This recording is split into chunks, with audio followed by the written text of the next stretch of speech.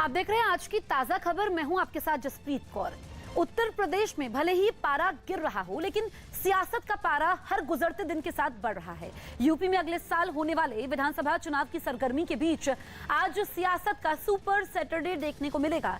एक ओर जहां केंद्रीय गृह मंत्री अमित शाह बस्ती में जनसभा को संबोधित करेंगे, तो वहीं दूसरी ओर समाजवादी पार्टी के अध्यक्ष अखिलेश यादव भी गोरखपुर और कुशीनगर में रैलियों को संबोधित करेंगे। सियासी मैदान में मेरठ में एआईएमआईएम के असदुद्दीन ओवैसी भी हुंकार भरते दिखाई देंगे।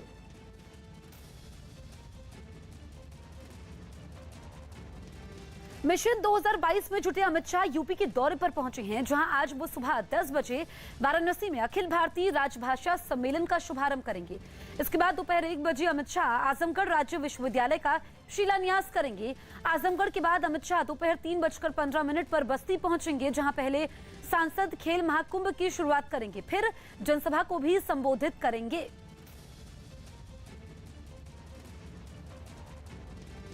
इससे पहले कल गृह मंत्री अमित शाह ने वाराणसी में बीजेपी के बड़े पदाधिकारियों के साथ बैठक की और बूथ स्तर तक कमेटियां बनाने के निर्देश दिए। इस बैठक में सीएम योगी आदित्यनाथ के अलावा डिप्टी सीएम केशव प्रसाद मौर्य और बीजेपी के प्रदेश अध्यक्ष स्वतंत्र देव सिंह भी शामिल हुए। इसके अलावा उन्होंने काशी के काल भैरव मंदिर में पूजा अर्चना की। मंदिर की महंत ने अमित शाह को बाबा के आशीर्वाद स्वरूप अंगवस्त्र भी दिए। तो ये तस्वीरें आप देखिए, बूथ जीतने के लिए कमेटी का गठन वहां पर किया गया है। अमित शाह का वाराणसी दौरा है और आज सियासत का सुपर सैटरडे भी है। मिशन पूर्वांचल पर निकले हैं अमित शाह और वाराणसी में उन्होंने बीजेपी के बड़े पदाधिकारियों के साथ बैठक की, बूथ स्तर तक कमेटियां बनाने के निर्देश भी दिए। उनके साथ यूपी के मुख्यमंत्री, यूपी के डिप्टी सीएम मौजूद थे। इसके अलावा उन्होंने काशी के काल भैरव मंदिर में पूजा अर्चना की। UP deputy CM Keshav Prasad Maurya ji हैं। आज की संगठनात्मक बैठक का निचोड़ क्या है? निचोड़ एक ही है कि 2022 में 2017 दोहराएंगे, 300 से अधिक सीटें एक बार फिर से जीतेंगे और उत्तर प्रदेश को कभी भी यहाँ की न तो जनता न यहाँ का कार्यकर्ता कुशासन और गुंडा राज की ओर नहीं जाने देगा। सुशासन और राम राज्य में उत्तर प्रदेश है, आगे भी रहेगा। प्रमुख विपक्षी दल कौन किसको माना गृह मंत्री ने अब बैठक में? ये जो लोग मानते हो अपने आप को माने। भारतीय जनता पार्टी इतने बड़े अंतर से जीत रही है कि बाकी किसी को पूछने की जरूरत नहीं। कैमरा पर्सन नसीब सिंह के साथ अमित पांडे, काशी, न्यूज़ 18 इंडिया। जैसे जैसे उत्तर प्रदेश विधानसभा चुनाव करीब आते जा रहे हैं, पूर्वांचल में सत्ता की जंग तेज होती दिख रही है। बीजेपी की तरफ से सीएम योगी आदित्यनाथ के साथ ही केंद्रीय गृह मंत्री अमित शाह ने मोर्चा संभाल लिया है। वहीं दूसरी तरफ अखिलेश यादव भी गोरखपुर और कुशीनगर में होंगे। समाजवादी पार्टी के अध्यक्ष अखिलेश यादव आज गोरखपुर में पार्टी के नेताओं और पदाधिकारियों के साथ बैठक करेंगे। सुबह 10 बजे के करीब वो समाजवादी विजय रथ में सवार होकर रोड शो करेंगे और फिर एक जनसभा को संबोधित करेंगे। इसके बाद वो कुशीनगर में सभा करेंगे। अखिलेश छोटे दलों के साथ गठबंधन कर चुनावी समर में उतरने के मूड में हैं। एआईएमआईएम प्रमुख असदुद्दीन ओवैसी आज मेरठ में होंगे। उनकी जनसभा मेरठ के नौचंदी मैदान में होगी। एआईएमआईएम फिलहाल पश्चिमी यूपी के मुस्लिम बाहुल्य जिलों में विधानसभा चुनाव की तैयारियों को लेकर जुटी हुई है। 1947 में मिली देश की आजादी को भीख बताने वाले कंगना रनौत के बयान पर भारी बवाल शुरू होगी। बीजेपी के अलावा लगभग सभी विपक्षी पार्टियों ने कंगना रनौत के खिलाफ मोर्चा खोल दिया और कई शहरों में उनका विरोध करने के लिए लोग सड़कों पर उतरा, जिनमें मुंबई भी शामिल है। मुंबई में एनसीपी के महिला मोर्चा ने कंगना रनौत पर शहीदों के अपमान का आरोप लगाया। कंगना के विरोध में नारे लिखकर प्रदर्शनकारी कई तख्तियां बनाकर लाए।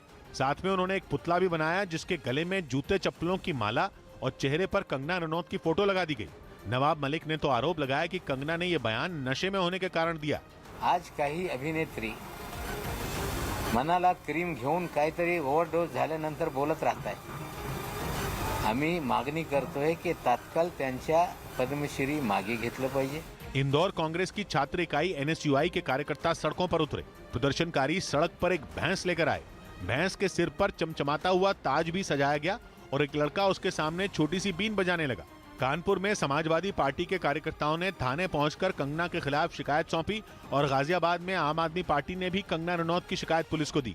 इन पर देशद्रोह का मुकदमा हो, जेल जाएंगे और इनका नागरिकता जो है वो रद्द किया जाए। राजस्थान के अलवर में भी महिला कांग्रेस का एक दल कंगना की शिकायत लेकर थाने पहुंच गया। पदाधिकारियों से मिले।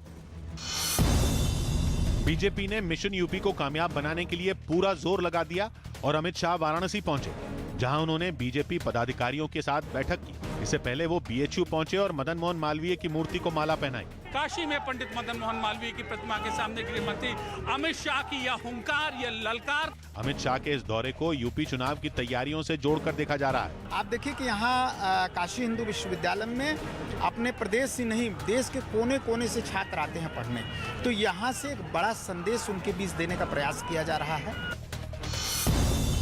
ईडी ने जेल में बंद यूनिटेक कंपनी के प्रमोटर संजय और अजय चंद्रा की 18 करोड़ की संपत्ति को जब्त कर लिया। अमेरिकी दवा कंपनी जॉनसन एंड जॉनसन जल्द 2 हिस्सों में बढ़ जाएगी। कंपनी ने फार्मा और कंज्यूमर हेल्थ बिजनेस को 1.5 से 2 साल में अलग करने का फैसला लिया। गुजरात के वडोदरा में एक छात्र ने एक ऐसी ई साइकिल बनाई जो सौर ऊर्जा से भी चल सकेगी। इसमें एक और खास बात यह भी रही कि इस छात्र ने जिस साइकिल के साथ यह प्रयोग किया वो कबाड़ बन चुकी थी। यूपी के कासगंज में अल्ताफ नाम के लड़के की पुलिस हिरासत में मौत के मामले पर राष्ट्रीय अल्पसंख्यक आयोग ने डीजीपी से जवाब मांगा। साथ ही बताया गया कि 15 दिन बाद आयोग की एक टीम भी जांच के लिए कासगंज जा सकती है। इस मामले पर पुलिस का दावा है कि नाबालिग लड़की को भगाने के आरोपी अल्ताफ ने टॉयलेट में खुदकुशी कर ली थी। हालांकि पुलिस के इस दावे पर कई लोग सवाल भी उठा रहे हैं। आंध्र प्रदेश के विजयनगरम जिले के गांव में भीषण आग लग गई। वहां से आग की ऊंची ऊंची लपटें उठती दिखी। यह आग वहां कई परिवारों पर कहर बनकर टूटी, क्योंकि उनके मकानों को उसने अपनी चपेट में ले लिया। आग लगने की खबर मिलने के बाद दमकल की गाड़ियां मौके पर पहुंची और किसी तरह आग को बुझाया गया। इसके बाद जिला प्रशासन ने बेघर हुए परिवारों को नजदीक के स्कूल में ठहरने का इंतजाम करवाया। साथ ही प्रशासन ने इस आग हादसे में अपना मकान खोने वाले परिवारों को पूरी मदद का भरोसा भी दिया। यूपी की योगी सरकार ने पूर्वांचल के लोगों को एक्सप्रेसवे की सौगात देने की तैयारी पूरी कर ली। अब 16 नवंबर को प्रधानमंत्री नरेंद्र मोदी इसका उद्घाटन करेंगे। लेकिन उद्घाटन के दिन एक्सप्रेसवे का स्वागत किस तरह होगा, इसकी झलकियां मिलने का सिलसिला शुरू हो गया। आसमान से उठता लड़ाकू विमानों का शोर और एक्सप्रेसवे को चूमकर निकल जाने के इन विमानों के उतावलेपन ने 4 दिन पहले ही लोगों को अपनी ओर खींचना शुरू कर दिया। जाहिर है पूर्वांचल को एक्सप्रेसवे की सौगात मिलने के मौके पर भारतीय वायुसेना के विमान अपने सैन्य कौशल के एयर शो को धूम धड़ाके में बदल देंगे। वायुसेना के कई हेलीकॉप्टर तो अभी से एक्सप्रेसवे से उड़ान भरते दिखने लगे हैं। तस्वीरों के जरिए आपको दिखाना चाहूंगा कि देखिए डिफेंस का जो हेलीकॉप्टर है इस वक्त जो है पूर्वांचल एक्सप्रेस से ये उड़ता हुआ ऊपर की तरफ जाता हुआ। एक्सप्रेसवे के उद्घाटन के मौके पर इसकी भव्यता में कोई कसर न रह जाए, इसे लेकर आखिरी वक्त तक काम होता दिखा। यही नहीं, पूरी तैयारियों पर नजर रखने के लिए यूपी सरकार के अधिकारियों का अमला सुल्तानपुर सहित 341 किलोमीटर लंबे एक्सप्रेसवे पर जगह जगह तैनात नजर आया। और अब तक हुई तैयारियों और काम की समीक्षा के लिए मुख्यमंत्री योगी का काफिला भी सुल्तानपुर पहुंच गया। सीएम योगी ने 16 नवंबर को होने वाले कार्यक्रमों पर तो चर्चा की ही, साथ ही उन जगहों का भी मुआयना किया जहां से प्रधानमंत्री एक्सप्रेसवे का उद्घाटन करेंगे। मुख्यमंत्री ने यूपी में पूर्वांचल एक्सप्रेसवे को शुरुआत बताया और आगे की योजनाओं का भी जिक्र किया। बुंदेलखंड एक्सप्रेसवे अगले महीने बनकर के पूरा हो जाएगा। गोरखपुर एक्सप्रेसवे प्रयुक्त स्तर पर कार्य चल रहा है। सुल्तानपुर में जहां पूर्वांचल एक्सप्रेसवे के उद्घाटन का मुख्य समारोह होगा, वहां एयर शो की तैयारियों के लिए सेना के अधिकारी और जवान आने वाले 4 दिनों तक इसी तरह डटे रहेंगे, जबकि सुरक्षा के लिहाज से यूपी पुलिस के अधिकारियों की भी ड्यूटी लगा दी गई है। चूंकि पूर्वांचल एक्सप्रेसवे का शिलान्यास पीएम मोदी ने किया था और इसके बनने से उत्तर प्रदेश की बड़ी आबादी को फायदा होगा, इसलिए योगी सरकार ने प्रधानमंत्री के ही हाथों इस एक्सप्रेसवे का उद्घाटन कराने का फैसला किया और पीएम मोदी C-130J सुपर हर्कुलीज विमान से पूर्वांचल एक्सप्रेसवे के उद्घाटन के लिए पहुंचेंगे, जो लखनऊ के चांदसराय गांव से गाजीपुर के हैदरिया गांव तक फैला है। बताया गया कि 6 लेन के इस एक्सप्रेसवे पर 22,494 करोड़ की लागत आई, जिसे कोरोना महामारी के बावजूद केवल 19 महीने में पूरा कर लिया गया। इस एक्सप्रेसवे पर 100 किलोमीटर प्रति घंटा की रफ्तार से 2 गाड़ियां दौड़ेंगी ही। साथ ही ये यूपी का दूसरा एक्सप्रेसवे होगा जो लड़ाकू विमानों के उतरने लायक है। पूर्वांचल एक्सप्रेसवे से महज 4 घंटे में लखनऊ से गाजीपुर पहुंचना संभव हो जाएगा। दिल्ली के लोगों को 18 नवंबर तक प्रदूषण से राहत मिलती नहीं दिखाई दे रही है। केंद्रीय प्रदूषण नियंत्रण बोर्ड का आकलन है कि दिल्ली एनसीआर की हवा में भीतर तक घुल चुके प्रदूषण के कण अगले 1 हफ्ते तक साफ होने की उम्मीद नहीं है। ऐसे हालात में लोगों को अगले कुछ दिनों में दमघोंटू हवा में ही सांस लेने को मजबूर होना होगा। बताया गया कि 14 से 17 नवंबर के बीच तो दिन में भी मौसम शांति रहेगा और हवा धीमी रहेगी, पराली जलने की घटनाओं में बढ़ोतरी ने हालात को और बिगाड़ दिया है। वहीं दिल्ली एनसीआर में जहरीली धुंध छाने के बाद केंद्रीय प्रदूषण नियंत्रण बोर्ड ने बिना जरूरत घर से ना निकलने की सलाह लोगों को दी है।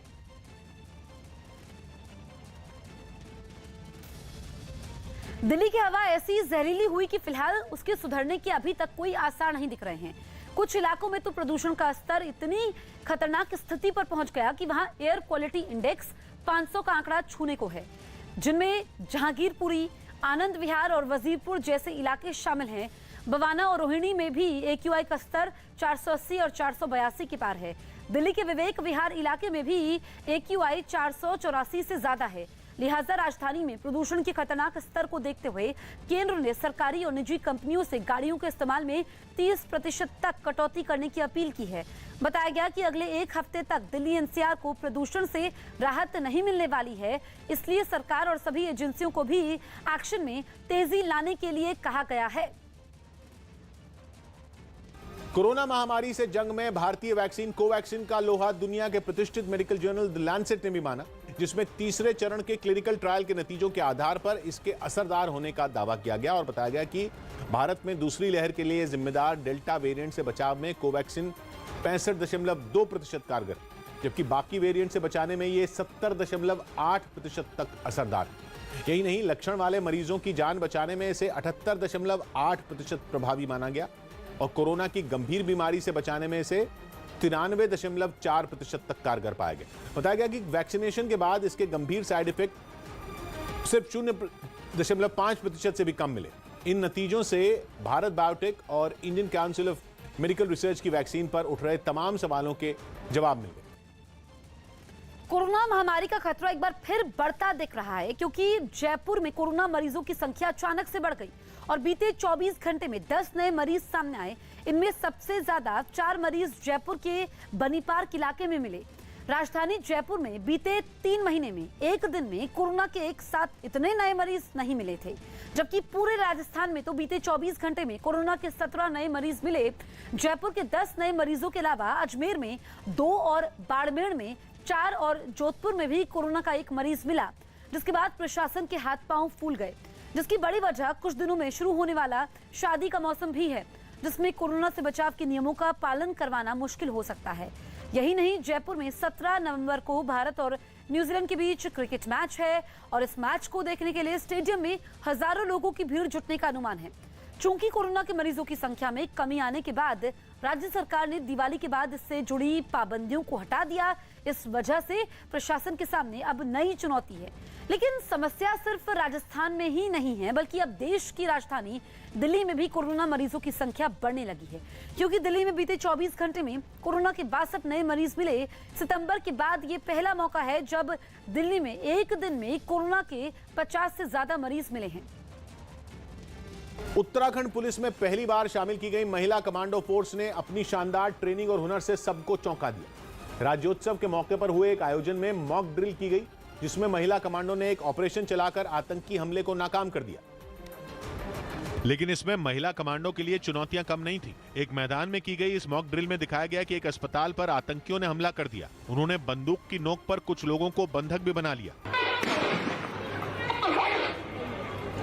इसकी खबर मिलते ही पहले से मुस्तैद महिला कमांडो एक्शन में आ गई और इमारत से रस्सी के सहारे ऐसी उतरी कि हर कोई हैरान रह गया। इसके बाद 2 महिला कमांडो ने उल्टा लटककर इमारत की खिड़की पर विस्फोटक लगाया और खिड़की के रास्ते से इमारत के अंदर दाखिल हुई। इसके बाद एक-एक कर महिला कमांडो रस्सी पर लटककर दूसरी इमारत तक पहुंची।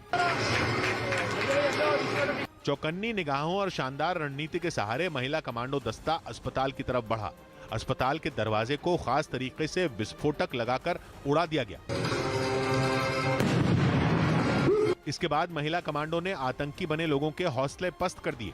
एक व्यक्ति जिसको मॉक ड्रिल के लिए आतंकी बनाया गया था, उसको मार गिराया गया, जबकि एक को पकड़ लिया गया। यही नहीं, बंधक बनाए गए लोगों को भी सुरक्षित बचा लिया गया। बंधकों की तलाशी ली जा रही है। अपनी शानदार ट्रेनिंग और हुनर से महिला कमांडो दस्ते ने साबित कर दिया कि वो आतंकियों से लोहा लेने और उन्हें धूल चटा देने का दम रखती हैं। राजस्थान और दिल्ली में नए मरीजों के आने से प्रशासन की चिंता बढ़ गई है, तो वहीं गुजरात में मरीजों की संख्या बढ़ने के बाद वैक्सीन की दूसरी डोज नहीं लगवाने वालों पर सख्ती बरतनी शुरू कर दी गई। राज्य सरकार ने सभी नगर निगमों को निर्देश दे दिया कि वो उन सभी लोगों की सार्वजनिक जगहों पर एंट्री बंद कर दे जिन्होंने कोरोना के टीके की दूसरी डोज नहीं लगवाई है। भारत का अगर बंटवारा हुआ तो मुसलमानों की वजह से नहीं, भारत का बंटवारा हुआ तो जिना की वजह से हुआ। उस वक्त मुसलमानों को वोट डालने का इख्तियार नहीं था, वही मुसलमान वोट डाल सकता था जो सरमायादार था या नवाब था या उसके पास कोई डिग्री थी। तो अज़ुद्दीन ओवैसी को आप सुन रहे थे। उन्होंने एक रैली में सीधे तौर पर जिन्ना को बंटवारे का जिम्मेदार ठहराया। उन्हें मुसलमान समुदाय का नेता मानने से इनकार कर दिया। बढ़ते हैं आगे। नक्सलियों के खिलाफ झारखंड की पुलिस को एक बहुत बड़ी कामयाबी मिली। झारखंड पुलिस ने नक्सलियों के एक बड़े नेता को उसकी पत्नी और उसके सुरक्षा कर्मियों के साथ गिरफ्तार किया। नक्सली कमांडर प्रशांत बोस पर 1 करोड़ रुपए का इनाम था और पुलिस को उसकी तलाश कई सालों से थी।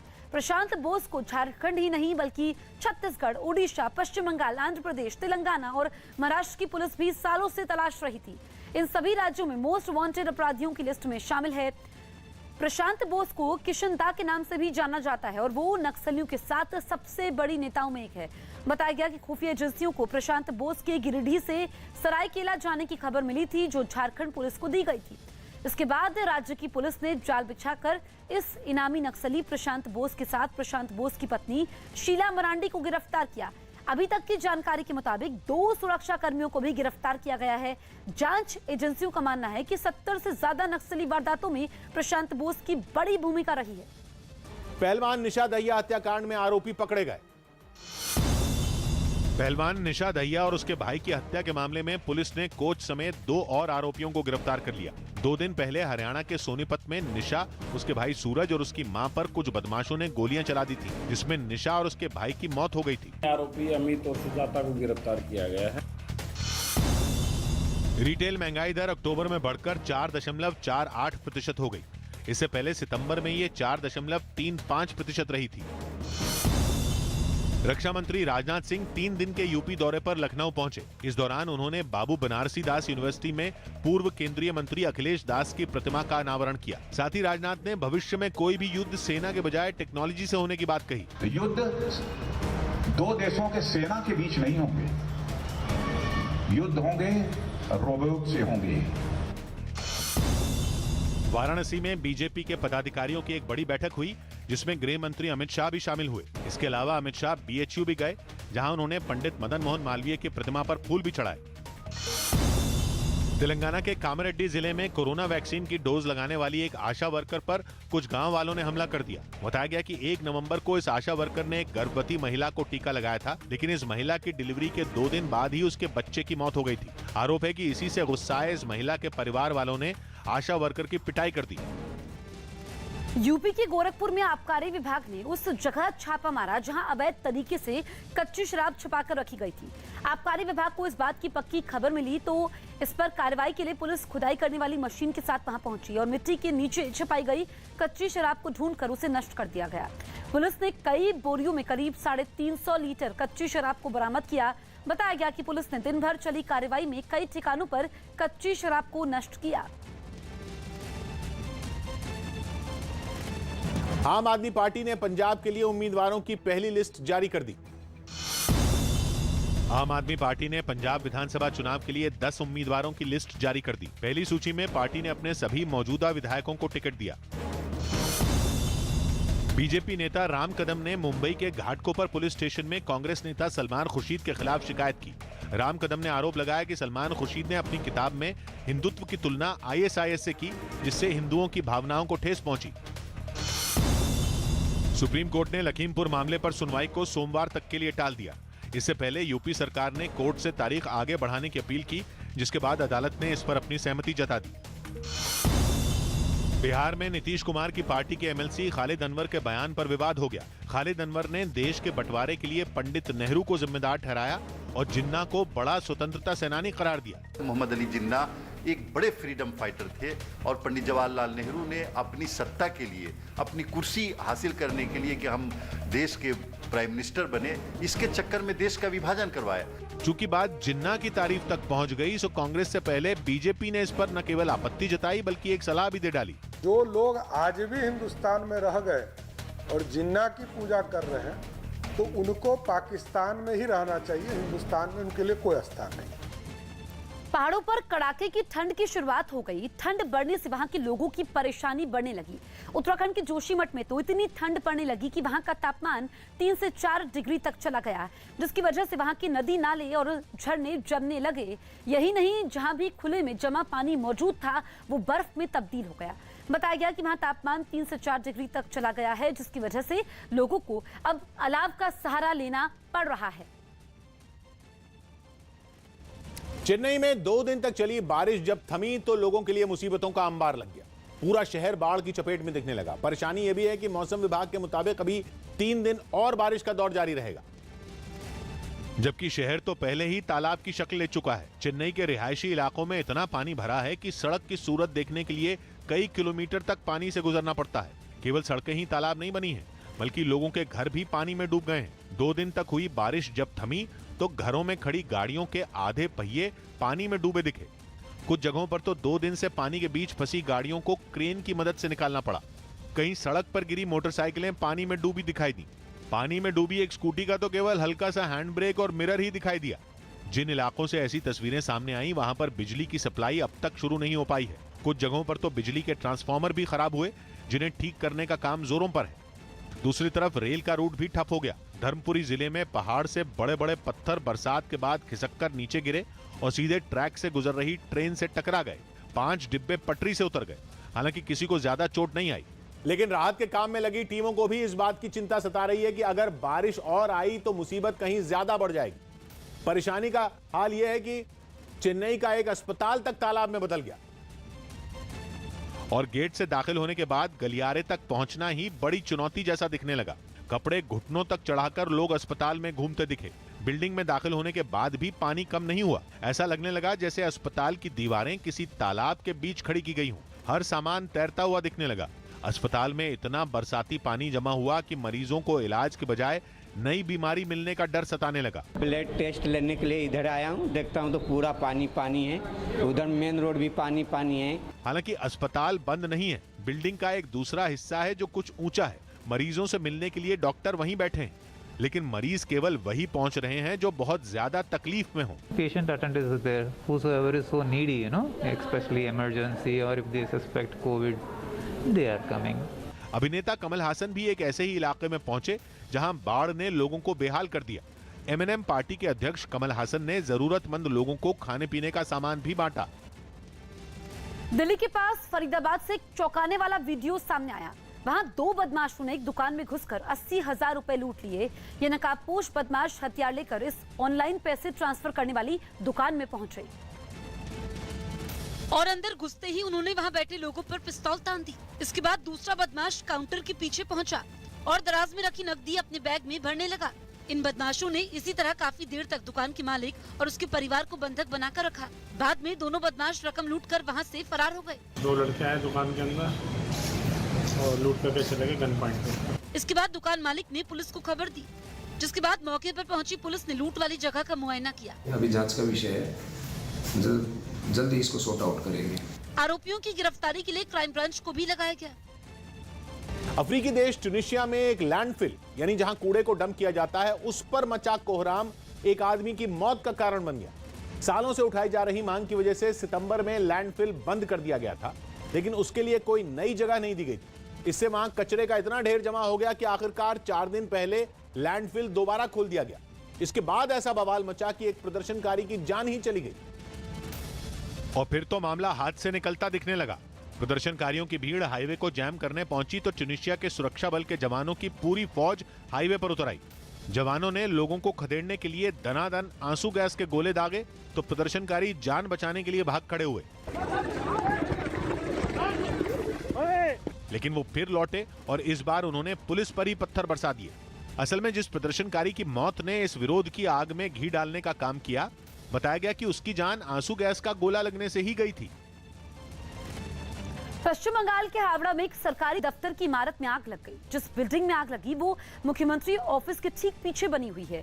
बताया गया कि वहां शॉर्ट सर्किट की वजह से ये आग लगी, जिसने तेजी से फैलते हुए ज्यादातर हिस्से को अपने आगोश में ले लिया। वहां से निकलती आग की लपटें कुछ फीट ऊपर तक उठती दिखी, जबकि धुआं पूरे इलाके में फैल गया। इस धुएं ने वहां सड़क से गुजरने वाली गाड़ियों को काफी परेशान किया। आग लगने की खबर मिलते ही दमकल की कई गाड़ियां भी मौके पर पहुंची। इसके बाद दमकल कर्मियों ने अलग अलग जगह से पानी की बौछार की ताकि आग को और फैलने से रोका जा सके। उत्तर प्रदेश के प्रतापगढ़ में समाजवादी पार्टी की सभा में टिकट के लिए मारपीट हो गई।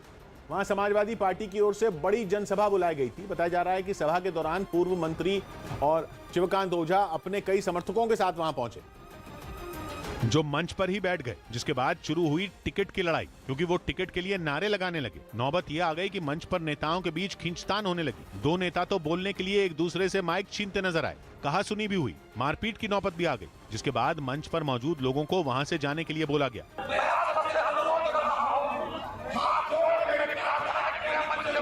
जिसके बाद टिकट के मुद्दे पर नाराज समाजवादी पार्टी के नेता और उनके समर्थक मंच से उतरे और गुस्से में वहां से निकल गए। तुर्की के इस्तांबुल में वहां रहने वाले वीगर मुसलमानों ने चीन के कॉन्सुलेट के बाहर जोरदार प्रदर्शन किया और ईस्ट तुर्किस्तान यानी चीन के शिनजियांग प्रांत का गणतंत्र दिवस मनाया। दर्जनों वीगर मुसलमान हाथों में पोस्टर लेकर चीन के खिलाफ जबरदस्त नारेबाजी करते नजर आए। चीन के खिलाफ उनके मन में गुस्सा इतना था कि उन्होंने चीन को आतंकी और फांसीवादी तक बता दिया।